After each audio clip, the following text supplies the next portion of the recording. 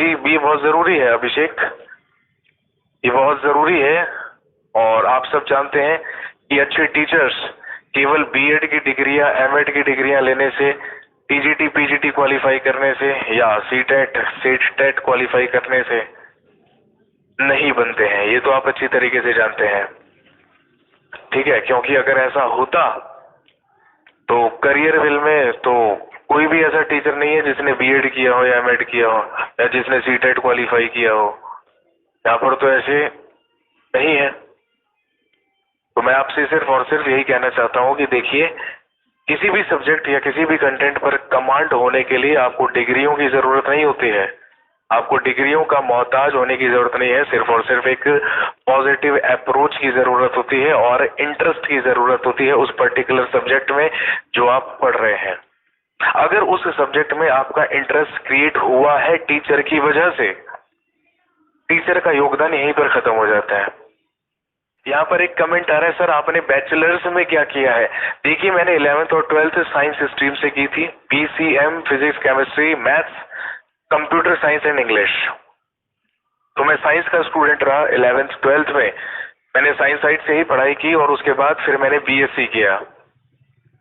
BSc करने के बाद मैंने आईएमटी गाजियाबाद से एमबीए किया और faculty of law Delhi university से मैंने एलएलबी या लॉ भी किया। कहने का मतलब जो मेरा बैकग्राउंड रहा वो कभी भी इतिहास का तो नहीं रहा, हिस्ट्री का तो नहीं रहा। लॉ में जब हम लोग पहुंचे तो ठीक है, पहले ही ईयर में, पहले ही सेमेस्टर में हमें कॉन्स्टिट्यूशन ऑफ इंडिया पढ़ने के लिए मिला। लेकिन बीइंग एन यूपीएससी एस्पिरेंट, क्योंकि मैं यूपीएससी एस्पिरेंट था, तो कॉन्स्टिट्यूशन ऑफ इंडिया पर तो हमने पहले ही अच्छी खासी अंडरस्टैंडिंग हासिल कर ली थी। कॉन्स्टिट्यूशन ऑफ इंडिया हमने पहले ही पढ़ लिया था। तो मैं भी साइंस साइड का स्टूडेंट रहा हूँ, ज्यादातर आप लोगों की तरह, आप में से भी ज्यादातर लोग साइंस स्ट्रीम के ही स्टूडेंट रहे हैं। तो मैंने लॉ भी किया और लेकिन यूपीएससी में मेरा ऑप्शनल सब्जेक्ट हिस्ट्री रहा। मैंने 2 बार यूपीएससी आईएएस के इंटरव्यूज दिए, ठीक है, लेकिन ठीक है, वो मैटर नहीं करता है। मैटर तो सिर्फ एक ही चीज करती है, विक्ट्री और डिफीट, हार या जीत, यही मैटर करता है।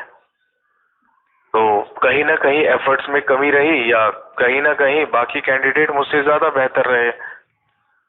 तो 2 बार मैंने इंटरव्यू दिया लेकिन आईएएस मैं नहीं बन पाया, सिलेक्शन नहीं हो पाया।